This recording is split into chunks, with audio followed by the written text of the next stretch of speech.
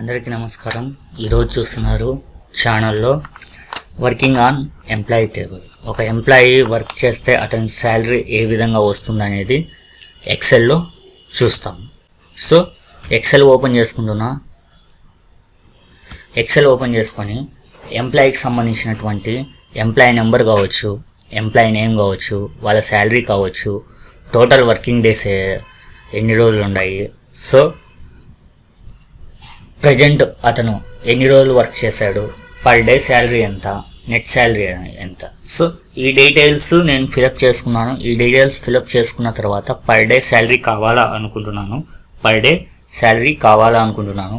Equal to press చేస్తున్నా. Equal to press చేసి salary divided by total working days అని ఇచ్చి ఎంటర్ ఇచ్చా. సో పర్ డే శాలరీ ఎంత అంటే 233.333.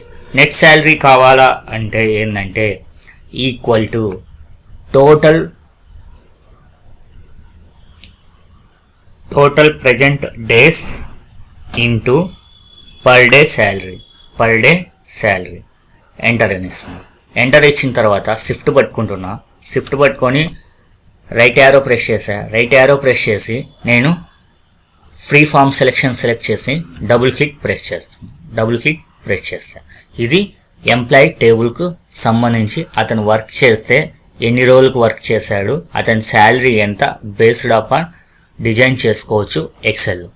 ఈ వీడియో కానీ మీకు నచ్చినట్లయితే లైక్ చేయండి, సబ్స్క్రైబ్ చేయండి, షేర్ చేయండి.